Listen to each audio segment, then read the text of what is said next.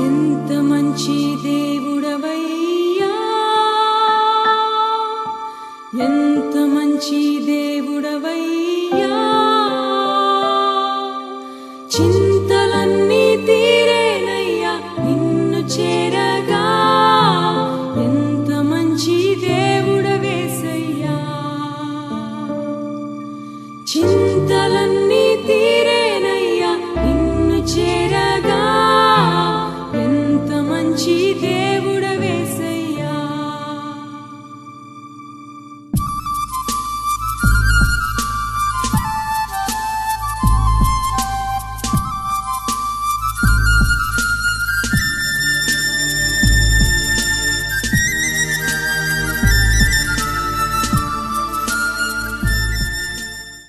ఆశ్చర్యకరమైన యేసుక్రీస్తు ప్రశస్త నామమున మీ అందరికీ కూడా నా ప్రత్యేకమైన ధన్యవాదాలు తెలియజేస్తూ ఉంటున్నా. దేవుని యొక్క మహాకృప కనికరమును బట్టి ఆయన యొక్క సన్నిధి ప్రత్యక్షతను అనుభవించడానికి దేవుడు మనకందరికీ కూడా సహాయం చేసి ఈ రీతిగా మీరు మీ కుటుంబంతో కలిసి దేవుని వాక్యాన్ని వినటానికి దేవుడిచ్చిన మరొక మంచి అవకాశాన్ని బట్టి దేవుని నామాన్ని కనపరుస్తూ ఉన్నా.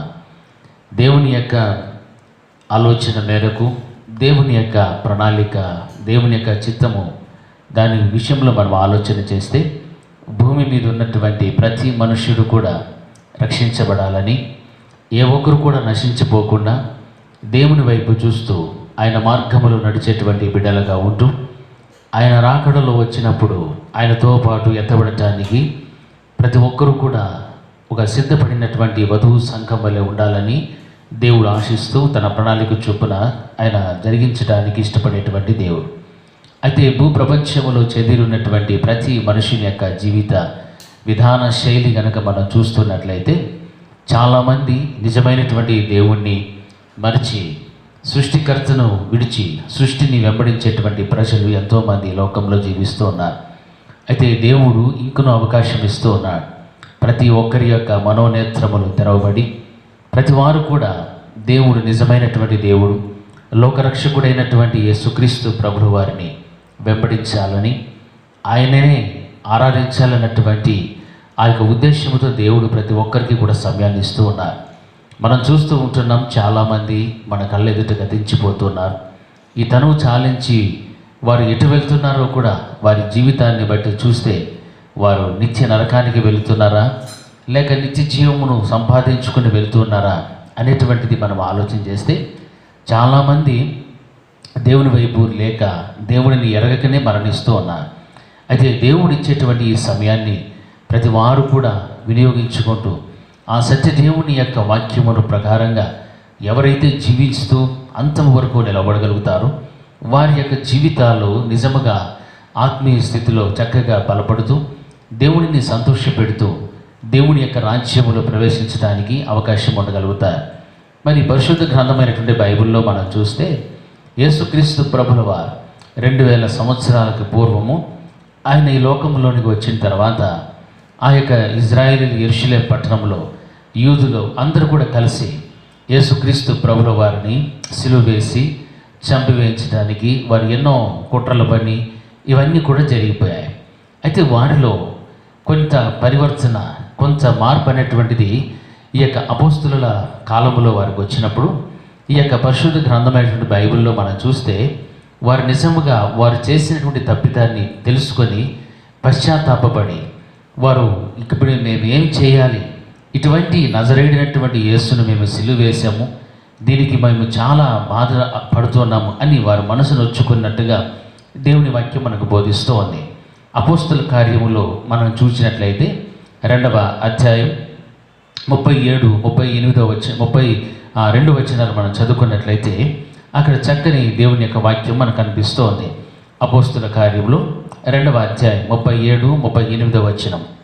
వారు ఈ మాట విని హృదయములో నొచ్చుకొని సహోదరులారా మేమేమి చేతుమని పేతురును కడమ అపోస్తులను అనగా పేతురు మీరు మారు మనసు పొంది పాప క్షమాపణ నిమిత్తము ప్రతివాడు యేసుక్రీస్తు నామమున బాప్తిస్మము పొందుడి, అప్పుడు మీరు పరిశుద్ధాత్మ అను వరము పొందుదురు. దేవునికి మహిమ కలుగును గాక.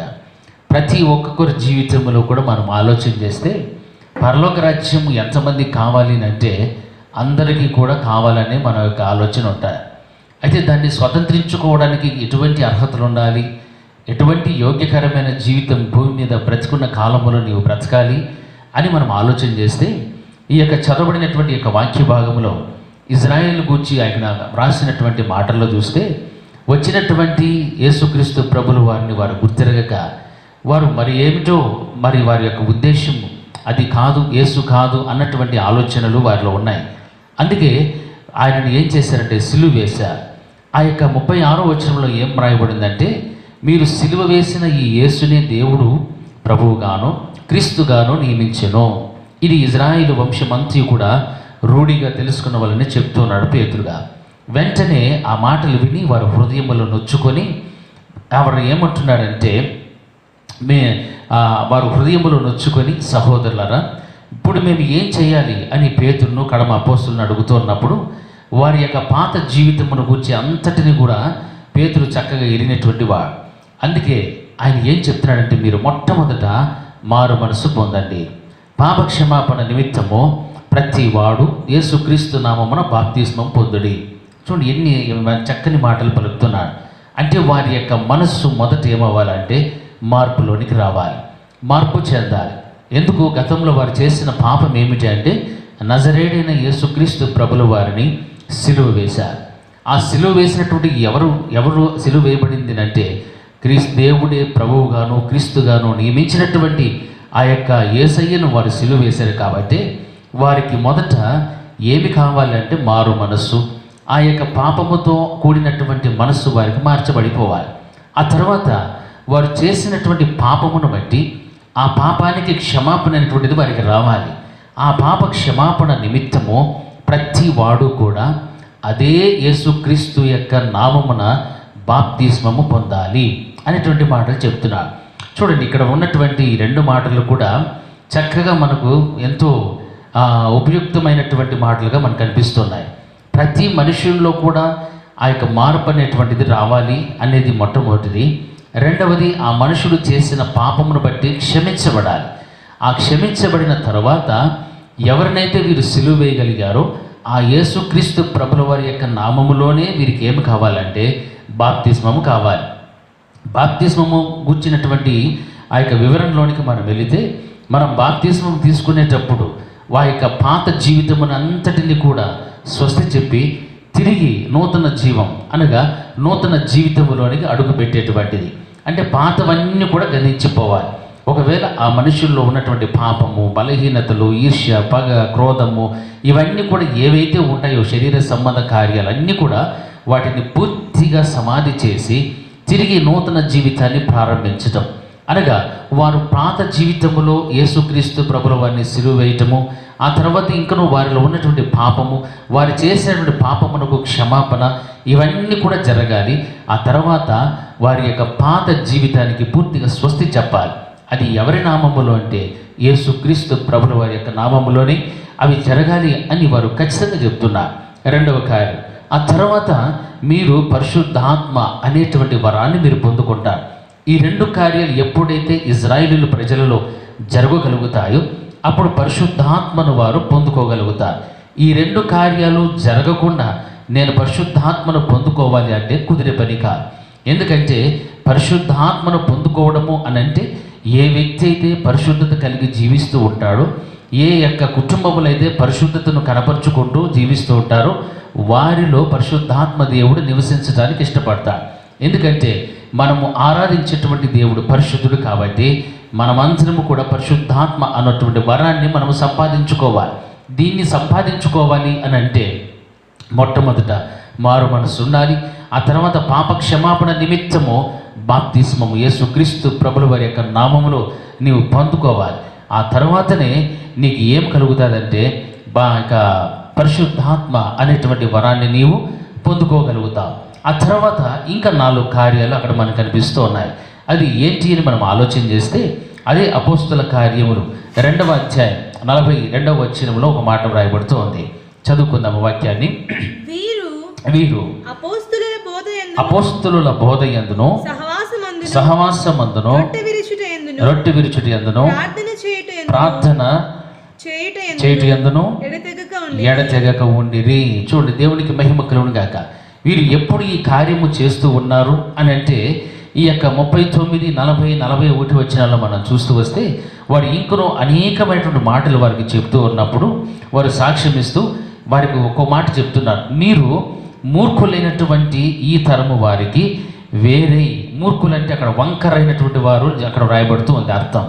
మూర్ఖులైనటువంటి ఈ ప్రజలందరికీ కూడా మీరు వేరే రక్షణ పొందుడని వారిని హెచ్చరించెను. కాబట్టి అతని వాక్యము అంగీకరించిన వారు బాప్తిస్మము పొందిరి. ఆ దినమందు ఇంచుమించు 3,000 మంది చేర్చబడినట్లుగా దేవుని వాక్యం సెలవిస్తుంది. నా ప్రియమైనటువంటి దేవుని బిడ్డలారా, దేవుని యొక్క వాక్యమునకు వారు భయపడ్డారు, దేవునికి లోబడ్డారు. అందుకే వారు ఆ రోజున బాప్తిజం కూడా తీసుకొని ఒకే రోజున 3,000 మంది చేర్చబడినట్లుగా దేవుని వాక్యం బోధిస్తోంది. ఆ తర్వాత వీరు చేసినటువంటి కార్యం ఏమిటి అంటే వీరు అపోస్తుల యొక్క బోధ యందును సహవాసమందును రొట్టె విరుచుట యందును ప్రార్థన చేయుట యందును ఎడతెగకుండా ఉన్నారు అనేటువంటి వాక్యాన్ని మనం చూస్తున్నాం. ఏ వ్యక్తులు అయితే మారు మనస్సు, పాపక్షమాపణ, బాప్తిస్మము, పరిశుద్ధాత్మ ఈ 4 కార్యాలు జరగగలుగుతాయో ఆ తర్వాత వారిలో దేవుని యొక్క వాక్యము కార్యము చేయడం ప్రారంభించిన తర్వాత వారు అపోస్తుల బోధ యందును ఆ తర్వాత సహవాసమందును రొట్టె విరుచుట యందును ప్రార్థన యందును ఎడతెగకుండా వారు ఉండిరి అనేటువంటి వాక్యాన్ని మనం చూస్తున్నాం. అంటే ప్రతి క్రైస్తవుని యొక్క జీవితంలో కూడా ఆ యొక్క పాత జీవితమునకు స్వస్తి చెప్పిన తర్వాతనే ఈ 8 యొక్క కార్యాలు లేక ఈ 8 మెట్లు గనక వారి జీవితంలో ఎక్కగలిగితే, వాటిని గనక పూర్తిగా సంపూర్ణము చేయగలిగితే ఆ యొక్క వ్యక్తులకు దేవుడు ఏమి ఇవ్వగలుగుతాడంటే పరలోక రాజ్యమును ఇవ్వగలుగుతాడు.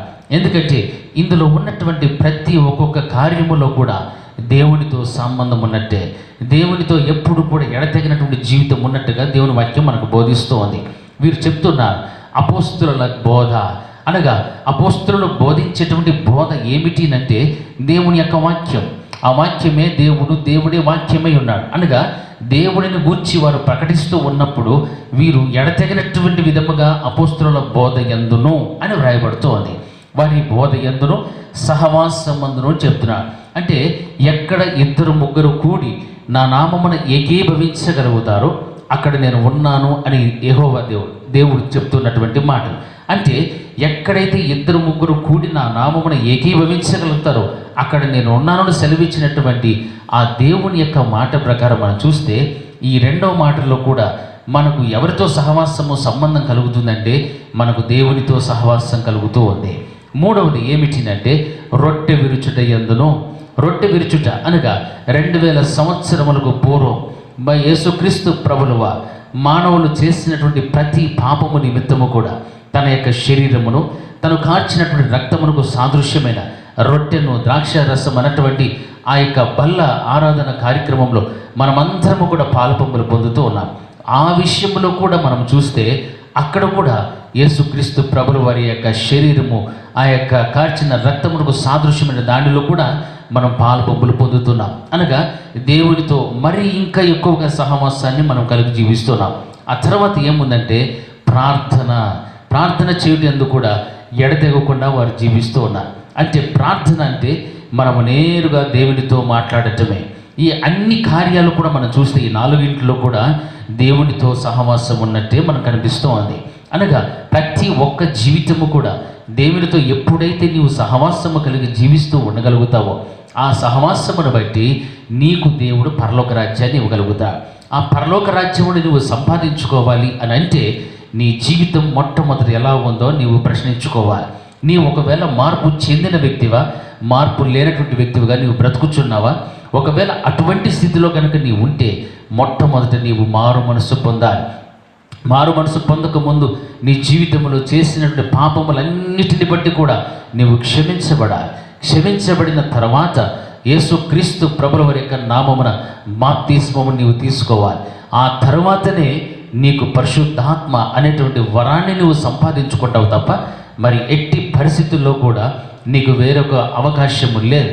ఒకవేళ నీవు మారు మనస్సు పొంది పాపక్షమాపణ పొంది యేసుక్రీస్తు నామమున బాప్తిసం తీసుకున్న తర్వాత పరిశుద్ధాత్మ అన్నటువంటి వరం వస్తుంది. కానీ ఇవి ఒకవేళ మరలి నీవు లోకానుసారంగా జీవిస్తే నీవు పరిశుద్ధాత్మ అనే వరాన్ని సంపాదించుకోలేవు. కారణం, నీవు ఇటువంటి కార్యాలు చేసిన తిరిగి లోకాన్ని కనుక నీ హృదయంలోనికి నీవు ఆహ్వానిస్తే పరిశుద్ధమైనటువంటి ఆ యొక్క ఆత్మ అపవిత్రమైనటువంటి నీ హృదయంలో నివసించడానికి ఎంత మాత్రం ఇష్టపడదు. కాబట్టి అందుకే మనం చేసేటువంటి ప్రతి కార్యమైన మన యొక్క ఆలోచనలు, మన తలంపులు, మన చూపులు, మన యొక్క ప్రతి క్రియలన్నీ కూడా ఎలా ఉండాలి అంటే పరిశుద్ధముగా ఉండాలి. పవిత్రపరచబడినటువంటి జీవితంలో మనం జీవిస్తూ ఉండాలి. అప్పుడే పరిశుద్ధాత్మ అన్నటువంటి వరాన్ని నీవు పొందుకోగలుగుతావు. ఒక వ్యక్తి పరిశుద్ధాత్మను పొందుకున్నాడు, పరిశుద్ధాత్మలో ఆనందిస్తూ ఉన్నాడు అంటే తన జీవితమును మనం అలా చూస్తే ఆ యొక్క జీవితాన్ని బట్టి మనము అంచనా వేయవచ్చు. ఇతడు పొందుకున్నది పరిశుద్ధాత్మ, లేకపోతే అపవిత్రాత్మ, లేకపోతే భ్రమపరిచే ఆత్మ, ఏది అనేటువంటిది మనం గమనించవచ్చు. ఎందుకంటే ఏ వ్యక్తి అయితే పరిశుద్ధమైనటువంటి జీవితం ఉంటుందో క్రియలను బట్టి కానీ ఆలోచనలు బట్టి కానీ తమ యొక్క మనస్తత్వం అన్నిటిని కూడా మనం పరిశీలిస్తే ఎక్కడ కానీ అపవిత్రత అనేటువంటిది కనపడకుండా ఉంటాయి. ఒకవేళ అటువంటి విధముగా కనపరుచుకోకుండా వేషధారణ కలిగినటువంటి జీవితంలో కనుక జీవిస్తూ పరిశుద్ధాత్మను పొందుకున్నారంటే అది చాలా అబద్ధం. ఎందుకంటే ఆ ఆత్మకు పేరే పరిశుద్ధాత్మ. ఎవరైతే పరిశుద్ధంగా జీవించగలుగుతారో వారిని మాత్రమే ఆ పరిశుద్ధాత్మ దర్శిస్తుంది, వారు మాత్రమే పొందుకోగలుగుతారు. కాబట్టి పరలోక రాజ్యమును నీవు సంపాదించుకోవాలంటే 8 మెట్లు నీవు ఎక్కాలి, లేకపోతే 8 కార్యాలు నీ జీవితంలో ఖచ్చితంగా నీవు చేయగలిగితే తప్ప, నీ దేవునితో సహవాసం ఉంటే తప్ప నీవు పరలోక రాజ్యానికి వెళ్ళలేవు. అందుకే ఇజ్రాయేలీల ప్రజలతో ఆ చెప్పినటువంటి మాటలను బట్టి వారి వీటిలో ఈ 4 ఎడతెగకుండా ఉన్నారు. ఆ పైన ఉన్నటువంటి 4 కార్యాలు చేయమని హెచ్చరించారు. ఆ తర్వాత వారికి ఏం కలిగేదంటే ఆ యొక్క 43వ వచనంలో ఒక మాట వ్రాయబడుతుంది చివరిగా. అది అపోస్తల కార్యం 2వ అధ్యాయం 43వ వచనంలో ఒక మాట వ్రాయబడుతోంది. అప్పుడు ప్రతి వానికిని భయము కలిగెను మరియు అనేక మహత్కార్యములను సూచక క్రియలను అపోస్తలుల ద్వారా జరిగెను. దేవునికి మహిమ కలుగును గాక. చూడండి, ఎప్పుడైతే వీరికి 4 కార్యములు జరిగించాలని హెచ్చరించారో వీరు మిగతా 4 కార్యాలు ఎడతెగకుండా చేశారు. ఆ తర్వాత వారిలో కలిగినటువంటి పరివర్తనకు ప్రతిఫలం ఏమిటినంటే ప్రతి వానికి కూడా దేవుని యందు భయం పుట్టారు, దేవుని వాక్యమందు భయం కలిగారు. అపోస్తలుల యొక్క బోధలో వారు బోధించినటువంటి ఆ వాక్యమును విన్న తర్వాత వీరు భయాందోళనకు గురయ్యారు. భయము కలిగి మరియు అనేక మహత్కార్యములు సూచక్రియలను అపోస్తలుల ద్వారా తండ్రినటువంటి దేవుడు జరిగిస్తూ వచ్చాడు.